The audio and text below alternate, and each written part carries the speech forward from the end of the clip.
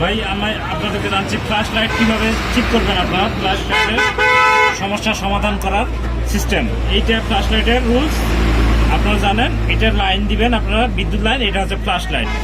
এই ট্রান্সফরমার হচ্ছে লো ভোল্টেজকে হাই ভোল্টেজ করে এবং হাই ভোল্টেজকে লো ভোল্টেজ করতে পারে এই ট্রান্সফরমারটুকু, কিন্তু এখানে অন্যভাবে ব্যবহার করা আছে।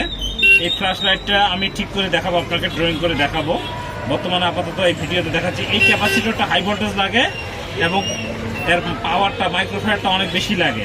আর এই ট্রানজিস্টরটা লাগে হচ্ছে আপনার ভোল্টেজকে ফ্লাশ মারা। এটা হচ্ছে ডিসি, এসিকে ডিসি করতে হয়, ডিসি করে লাইন দিতে হয়। যেমন দেখেন আমি একটা কেরামতো করে দেখাচ্ছি। এই যে আপাতত লাইনটা দিয়ে আপনাকে দেখাচ্ছি। এটা আমি ঠিক করলাম এখনই। এটা কীভাবে করতে হবে তারপরে আমি ড্রয়িংয়ে আপনাদেরকে জানাবো বিষয়টা।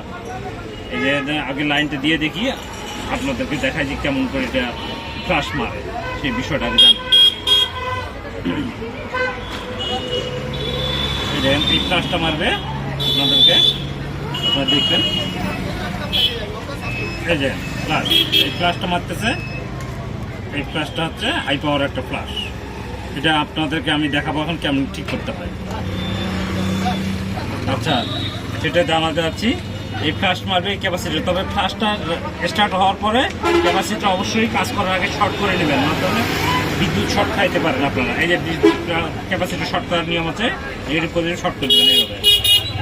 এইভাবে হ্যাঁ, এইভাবে শর্ট করে নিলাম। বিদ্যুৎটা চলে গেল। এখন আপনারা হাত দেবেন, তার আগে কিন্তু হাত দেওয়া যাবে না।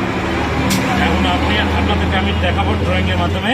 সরাসরি এসিকে ডিসি করা হয়েছে, ডিসিকে সরাসরি ফ্ল্যাশে লাইন দেওয়া হয়েছে এটার মাধ্যম দিয়ে, এবং রেজিস্টার দিয়ে ট্রানজিস্টরকে ফায়ারিং করা হয়েছে।